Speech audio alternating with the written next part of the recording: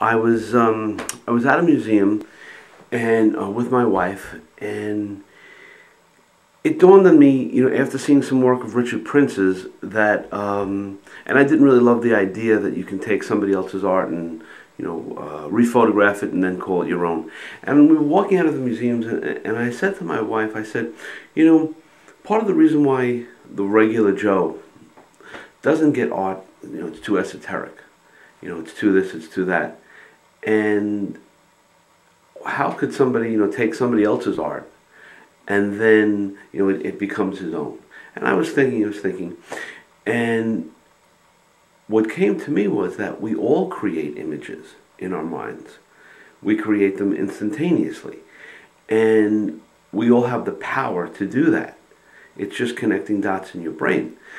And I thought about it, and then all of a sudden the idea hit me. If I'm reading something, I create a visual. And then they just started to come. And they came immediately. Monica with a cigar. When Bill told Hillary. Osama bin Laden in a cave. Hitler in the bunker. All of these things, as you read them, you have an instantaneous visual. But the intriguing part about it is that you've never seen it. So when you read Martha Stewart doodling in prison, we've all been there.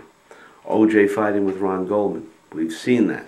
And some of these are pretty, and some of them are funny, and some of them are horrifying. But these are all things that we have in our mind, hence the name mind prints. When someone comes to me and says, how did you come up with the idea? I tell them, you know what? You had the same idea. I put it to paper and made it work. But everyone gets this, that mind prints are visuals created in your mind of something you've never seen, but the visual could not be stronger. So what inspires me? Well, what inspires me really is the act of creating. And the act of creating really for me comes out of communicating. And communicating with people in normal conversation, reading newspapers, the internet, every piece of information to me is somewhat intriguing if it hits the button in my brain. And so those are the types of things that when I see them, I want to know more about. But then as it relates to mind prints, and I've seen this with people who buy the book and buy prints, is that they're intrigued by that moment that they've just read, but now see it.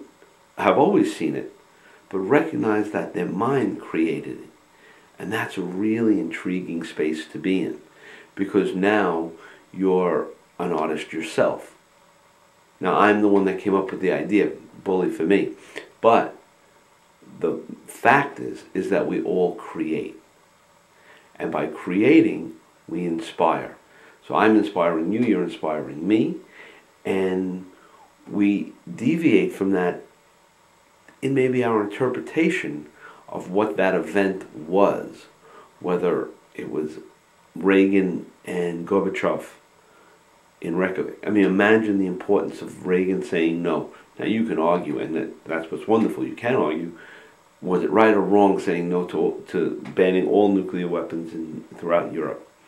You can have a 7-hour conversation with that, and that's fine. And I'm not here to say it's right or wrong on any of these, because these are all open to your visual and intellectual, understanding of events. Some, like I say, some are pretty, some are not. But the space that you can get to by having those conversations is really where I like to live.